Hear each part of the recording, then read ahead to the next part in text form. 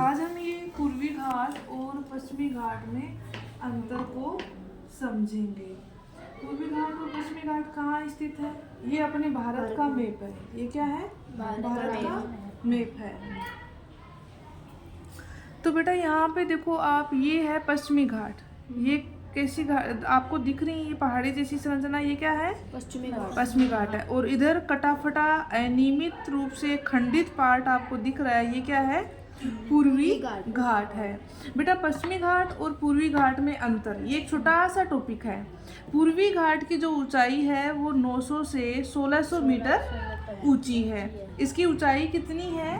पश्चिमी घाट कितना ऊंचा है? 900 से 1600 मीटर ऊंचा है। जबकि जो पूर्वी घाट है आप देख रहे हो, इसकी ऊंचाई थोड़ी कम है। मैंने ऊंचाई इसकी थोड़ी कम, ये ऊंचे ऊंचे दर्शाए हैं, इसकी ऊंचाई थोड़ी सी कम दिख रही है। और बीच बीच में से इसमें से नदियां भी प्रवाहित हो रही हैं, गोदावरी, कृष्णा, कावेरी। इनकी ऊंचाई कितनी है? लगभग 600 मीटर। केवल 600 मीटर ऊंचे हैं पूर्वी घाट। पूर्वी घाटों में वर्षा कम होती है क्योंकि ग्रीष्म काल या वर्षा ऋतु के दौरान जो दक्षिणी पश्चिमी मानसून आता है, दक्षिणी पश्चिमी जो मानसून आता है वो वर्षा किधर करता है?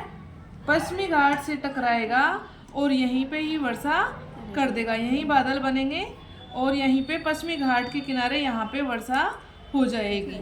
तो दक्षिणी पश्चिमी मानसून से जो वर्षा होती है वो पश्चिमी घाट पर होती है, न कि पूर्वी घाट पर। यानी ग्रीष्म काल में वर्षा पश्चिमी घाट पर अत्यधिक होने की वजह से यहाँ पर सघन वन भी हैं।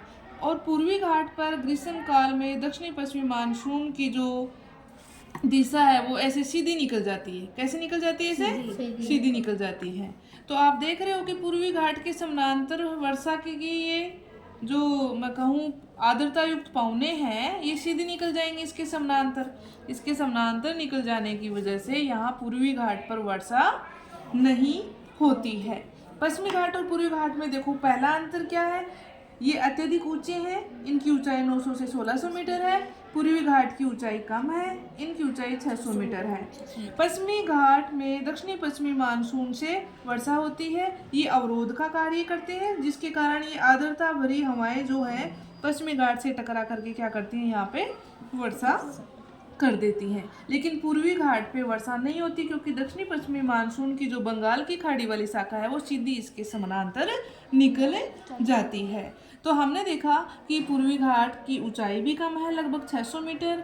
पूर्वी घाट खंडित है, अनियमित है और कटा फटा है क्योंकि बीच से जो गोदावरी, कृष्णा और कावेरी नदियां आ रही हैं, इस पश्चिमी घाट की इन घाटियों को काट देती हैं और अपर्दित करके अपने साथ बहा कर ले जाती हैं और डेल्टाओं का निर्माण करती हैं।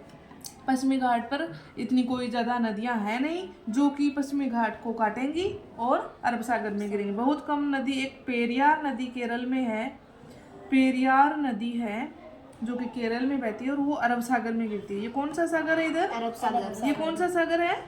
अरब सागर है। और इधर बंगाल की खाड़ी है। पश्चिमी घाट और पूर्वी घाट में अंतर समझ में आया?